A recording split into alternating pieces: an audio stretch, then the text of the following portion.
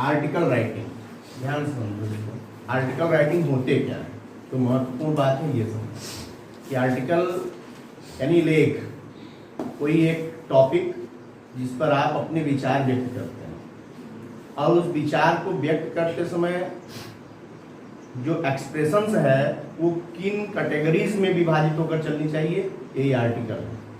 लेख जो होते हैं उसका मतलब ये है कि लेख आपका यानी किसी भी टॉपिक पर एक कुछ लिख रहे हैं, वही लेख है। उसमें जो विचारों की अभिव्यक्ति होगी, आपके विचारों की अभिव्यक्ति होगी, उसका प्रस्तुतिकरण सिस्टमेटिक होना चाहिए और एक प्रोसेस में होना चाहिए। जैसे कोई एक टॉपिक यदि आपको मिलता है तो सबसे पहले आपको उसका इंट्रोडक्शन यानी एक उसका जो है परिचय, किसी भी चीज पर परिचय, और ये उसके बाद उसका बॉडी या उससे संबंधित कुछ विषय वस्तु है, और उसके बाद क्या होता है कि हम उसके एडवांटेज, डिसएडवांटेज या उनके कंक्लूजन्स, निष्कर्ष, यानी जब भी हम कोई चीज लिखना शुरू करते हैं तो एक प्रोसेस है। सबसे पहले इंट्रोडक्शन लिखेंगे, उसके बाद उससे संदर्भित जो भी चीजें होंगी या उनका डिस्क्रिप्शन जो होगा, जो बॉडी है, मेन बॉडी यही होता है कि इंट्रोडक्शन के बाद पहले तो उसका प्रस्तावना देंगे, इसमें क्या क्या चीजें हमको जो है लिखनी है, या ये किससे रिलेट करता है, उसका परिचय क्या है, वो कहाँ से आया, या वो शब्द की उत्पत्ति क्या है, मीनिंग। पहले इंट्रोडक्शन देने के बाद उसके बाद बॉडी पर आते हैं। तो बॉडी जो होती है, आर्टिकल की बॉडी ही मेन है जिसमें आपको अपने विचार एक्सप्रेस करने पड़ते हैं, वो भी सिस्टमेटिक होने चाहिए। ऐसा ना हो कि आप अंतिम वाली बात पहले और पहले वाली बात अंतिम में कर जाए। ये यही सिस्टम है। अब ये लेख लिखने के लिए क्यों आया आपको, तो ये परीक्षाओं में जो लेख लिखने का एग्जाम है वो इसलिए होता है ताकि आपके अंदर ये कोई विचार है, आपके अंदर कोई थॉट है, तो उसको एक्सप्रेस करने का तरीका आपको आना चाहिए। यदि आपको उसको एक्सप्रेस करने का मतलब दो तरह की एक्सप्रेशन होगी, एक तो होगी लिखकर और एक होगी बोलकर। यानी आपको किसी भी टॉपिक पर चाहे लिखना हो चाहे बोलना हो, उसका सिस्टम आपको पता है कि नहीं, यदि कोई काम आप कर रहे हैं तो सिस्टमेटिक कर रहे हैं कि नहीं, इसी का परीक्षण करने के लिए ये लेख परीक्षा में आपके दिया जाता है। ये क्या है, जैसे आप तमाम प्रोज, पोएट्री, सप्लीमेंट्री वगैरह सब पढ़ते हैं ना, तो अब उसमें क्या है कि जब भी आप कोई टाइटल पढ़ रहे हैं या कोई जैसे लेसन ही पढ़ रहे हैं, तो उस लेसन में जो शीर्षक होता है, शीर्षक यानी जो लेसन का नाम है, जब आप उसको देखेंगे तो उसी के इर्द गिर्द सारी कहानी घूम रही होती है। यानी जो आपको टाइटल मिलने वाला है, उस टाइटल को ऐसा, अब कुछ जगह तो आर्टिकल में वैसे टाइटल मिलता नहीं है। आर्टिकल में आपको दे दिया जाएगा एक क्वेश्चन के रूप में, पैसेज दे दिया जाएगा और उसमें से आपको टाइटल खुद सर्च करना पड़ेगा कि इसमें किस शीर्षक पर लिखने के लिए हमसे कहा जा रहा है। और इसी का एक दूसरा रूप है जिसको ऐसे कहते हैं। तो ऐसे में क्या है कि उसमें टाइटल दिया रहता है कि फला शीर्षक पर लिखिए। यानी ये दो तरह की बात हो सकती है। एग्जाम में यदि आपको शीर्षक मिला है तो शीर्षक पर लिखिए, नहीं मिला है तो आपको पैसेज दिया रहता है, उसमें आपको टाइटल खुद सर्च करना पड़ता है। और जब शीर्षक मिल गया तो उसको जो है सिस्टम में हमें लिखना है, और जो सिस्टम है, जो प्रोसेस है, उसी को जानना लेख राइटिंग या आर्टिकल राइटिंग है, जो हम लेख राइटिंग के लेखन के रूप में जानेंगे। ठीक है। अब जैसे इसके पहले अभी आपने पढ़ा था, राइटिंग ही पढ़ा था, क्या, लेटर राइटिंग जो है वो आर्टिकल राइटिंग का ही एक हिस्सा है। लेटर राइटिंग का एक प्रोसेस है जिसको समझाया गया कि जब लेटर हम लिखेंगे तो सबसे पहले एड्रेस होगा, फिर सब्जेक्ट होगा, फिर सैल्यूटेशन होगा, फिर बिगिनिंग होगी, फिर बॉडी ऑफ लेटर, फिर सब्सक्रिप्शन आएगी। यानी ये प्रोसेस है। ऐसा नहीं है कि आप डायरेक्ट कोई भी चीज करना है तो आप डायरेक्ट लिख करके दे देंगे। यानी कहानी हमको 2 ही लाइन है, लेकिन उसको कहने से पहले हमको पूरा बैकग्राउंड तैयार करना पड़ता है। ठीक वैसे ही वो क्यों करना पड़ता है, क्योंकि वही लेखन शैली है। इसी को क्या कहते हैं, राइटिंग स्किल। जैसे पूरी किताब आप पढ़िए, ग्रामर में जब आप उठाकर देखेंगे तो ग्रामर के पार्ट बना दिए गए, एक तो रीडिंग स्किल, दूसरा राइटिंग स्किल और तीसरा ग्रामर। यानी रीडिंग स्किल क्या है, जैसे आप कोई पैसेज पढ़ रहे हैं उनको पढ़ करके आप कितना समझ पा रहे हैं। ये इस समझ को डेवलप करने के लिए रीडिंग स्किल हो गई, जिसको हम अनसीन पैसेज के रूप में पढ़ते हैं। राइटिंग स्किल क्या है? तो राइटिंग स्किल में दो टाइप की स्किल देखी जाती है। पहला लेटर राइटिंग स्किल और दूसरा आर्टिकल और एसे राइटिंग स्किल। तो आर्टिकल राइटिंग और एसे राइटिंग दोनों लगभग सेम है, बस एक में टॉपिक रहता है और एक में टॉपिक नहीं रहता। यानी आर्टिकल्स में एक पैसेज में दिया रहेगा क्वेश्चन के रूप में, और वो उस टॉपिक के इर्द गिर्द रहेगा जिस टॉपिक के बारे में आपको लिखने के लिए या आपको अपनी अभिव्यक्ति करने के लिए दिया गया है। तो अब आर्टिकल लिखने के लिए हमें किन किन बातों का ध्यान देना चाहिए? सबसे पहले क्या होगा? टाइटल लिखना है। दूसरे नंबर पर टाइटल यानी शीर्षक अब दर्ज करेंगे। उसके बाद टाइटल मिल गया हमको, हम टाइटल डाल देंगे। उसके बाद बाई लाइन का मतलब हो गया संदर्भ, यानी ये पर्टिकुलर वर्ड लिया कहां से गया है, ठीक है, ये जो टॉपिक मिल रहा है इस टॉपिक का संबंध किन किन चीजों से है, इन सबको हम देंगे बाई लाइन में। उसके बाद क्या कह रहा है? बॉडी ऑफ इंट्रोडक्शन, यानी इंट्रोडक्शन तैयार करिए, उसका परिचय प्रस्तावना। उसके बाद जो है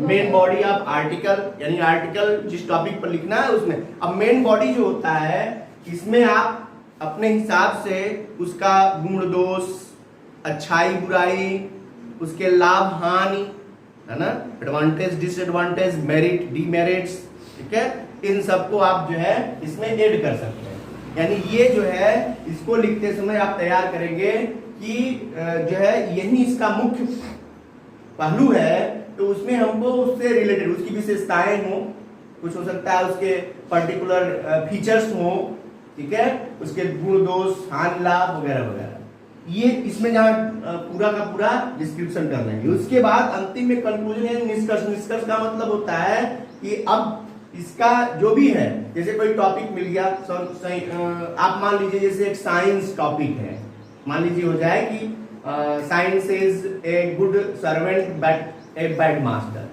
या blessings of science and curse of science, यानी विज्ञान हमारे लिए अभिशाप भी है और ये हमारे लिए आशीर्वाद भी है। विज्ञान हमारे लिए एक अच्छा नौकर और एक बुरा मालिक है। इस पर आपको अपने विचार रखने हैं। तो साइंस सबसे पहले हम क्या लेंगे? टाइटल हो गया हमारा, टाइटल मिला है साइंस। उसके बाद बाई लाइन यानी संदर्भ क्या है? तो साइंस के लिए आप एक लाइन कोटेशन बड़ी अच्छी दे सकते हैं, क्या? Necessity is the mother of invention. क्या? Necessity is the mother of inventions, यानी आवश्यकता आविष्कार की जननी है। ये एक ये बात ये प्रूव करती है कि जब जब मनुष्य की आवश्यकताएं बढ़ी तब तब विज्ञान ने अपने आविष्कार दिया। संदर्भित ये है कि विज्ञान ने हमें बहुत सारी चीजें, सुख सुविधाओं को दिया जिससे कि हम उसका प्रयोग एक नौकर की भांति कर सकते हैं। यानी विज्ञान का प्रयोग हम अपनी सेवा में कर सकते हैं, और जब हम इसकी सेवा में इसका प्रयोग सेवा में करते हैं तभी ये हमारे लिए अच्छा भी है। जैसे ही हम इसको मालिक के रूप में प्रयोग करते हैं तो ये हमारे लिए विनाशकारी हो जाता है। जैसे एक विद्वान ने कहा कि when we use the inventions of science as a child it becomes destructive, and when we use it as a trained person, as educated person, then it becomes constructive। यानी दो बातें कहा उन्होंने कि जब हम इसका प्रयोग बच्चों की भांति खिलौनों के रूप में करने लगते हैं या बिना सोचे समझे जब हम विज्ञान के प्रयोग को करते हैं तो हमारे लिए विनाशकारी बन जाता है। और जब हम उसका प्रयोग बुद्धिमानीपूर्ण ढंग से करते हैं, एक शिक्षित व्यक्ति के रूप में करते हैं, वाइजली करते हैं, तो वो हमारे लिए जो है वो आशीर्वाद बन जाता है। इसका मतलब क्या है? संदर्भित क्या है इसमें? अभी संदर्भित क्या हुआ कि साइंस को हमने जो है वो अपनी आवश्यकता के लिए, मनुष्य ने अपनी आवश्यकता के लिए, अपने आवश्यकता की पूर्ति के लिए विज्ञान को अपने साथ रखा। यही ना संदर्भित विज्ञान कैसे आया? विज्ञान आया हमारी आवश्यकताओं की पूर्ति के लिए, नए नए आविष्कार करने के लिए विज्ञान आया। ये हमारा संदर्भ हुआ। पॉइंट समझ में आ रही ना? फिर आगे बढ़ेंगे तो आगे क्या कह रहा है? Body of introduction. अब इंट्रोडक्शन क्या है? तो इंट्रोडक्शन में ले लो अब कि विज्ञान ने हर एक क्षेत्र में मनुष्य की बहुत ढेर सारी मदद की है। जीवन का कोई भी ऐसा पहलू नहीं है जहां पर विज्ञान का आविष्कार न हो और विज्ञान मनुष्य की मदद न करता हो। हर एक डिपार्टमेंट में, हर एक फील्ड में, जीवन जीने के तरीके में पूरी तरह परिवर्तन कर दिया है। विज्ञान ने मनुष्य को बहुत कुछ दिया है। बात समझ आ रही है? इसी तरह फिर main body of article, main body में जाएंगे तो क्या होगा? यानी इसने समय और दूरी दोनों ही कम किया है। विज्ञान ने समय और दूरी दोनों कम कर दिया है। हमारे लिए हमारे कार्यों को आसान बना दिया है। हमारे जीवन को लग्जरियस और कंफर्टेबल बनाने में इसने कोई कसर नहीं छोड़ी है। इसने बहुत कुछ किया। लेकिन दूसरा पहलू यह है कि जैसे ही हम इन कंप्यूटर्स का प्रयोग या अपनी लग्जरियस लाइफ का प्रयोग केवल हम आराम और सुख के लिए करना शुरू करते हैं तो हम तमाम बीमारियों के शिकार भी होते हैं। इसने हमारा फिजिकल वर्क कम कर दिया, मेंटल वर्क अधिक किया, जिसकी वजह से शारीरिक श्रम कम होने से हम बीमार हो रहे हैं। एक आरामदायक जिंदगी जीने के चक्कर में हम फिजिकल वर्क से दूर हो रहे हैं, जिसका कारण बीमारी है। दूसरी तरफ ये कंप्यूटर्स जो हमको एक जगह से दूसरी जगह, यानी हम एक जगह बैठे बैठे पूरी दुनिया का भ्रमण कर लेते हैं। हम अपनी कुछ सूचनाओं को बड़े आराम से दूसरे जगह पर भेज लेते हैं कम समय में। लेकिन वही कंप्यूटर और इंटरनेट और वेबसाइट ने हमारे कुछ ऐसे गोपनीय दस्तावेज या हमारी कुछ गोपनीयताओं को इतना ओपन कर दिया है जिसका दुरुपयोग आतंकवादी भी करता है। उसी इंटरनेट और कंप्यूटर का प्रयोग आतंकवादी करके हमारी व्यवस्थाओं को ध्वस्त करता है। यानी एक तरफ ये कंस्ट्रक्टिव है तो दूसरी तरफ ये डिस्ट्रक्टिव भी है। इसका मतलब इसका प्रयोग करते समय हमें सावधानी बरतने की जरूरत है। ये सारी बातें किसमें आ रही हैं? Body of article. समझ में आ रही है कि अब और जितना लिख सकते हैं। हालांकि एग्जाम में जब आर्टिकल लिखेंगे तो उसमें लिमिटेशन है। जितने वर्ड्स के हैं यानी कम से कम वर्ड्स में लिखना है तो उतने में सिमट जाए, हमें इसका भी ध्यान देना है। ठीक है। फिर उसके बाद कंक्लूजन यानी निष्कर्ष करेंगे। तो निष्कर्ष में अंतिम में क्या आता है कि साइंस क्या है? एक ब्लेसिंग है कि कर्स है? अब आप कंक्लूजन देंगे तो निष्कर्ष में लिखेंगे ना कि ये दोनों है। It is totally depend upon man या it is totally depend upon the man who uses it constructive manner or destructive manner. हम यदि कंस्ट्रक्टिव मैनर में यूज करते हैं तो ये हमारे लिए ब्लेसिंग है। जब हम इसका डिस्ट्रक्टिव मैनर में यूज करेंगे तो यही हमारे लिए अभिशाप बन जाता है। ये हो गया निष्कर्ष। हमें 2-4 लाइन में उसका निष्कर्ष दे देना है। ये हमारा आर्टिकल का एक प्रोसेस है। इसको लिखते समय हमें जो है ये सारी चीजों को ध्यान देना है।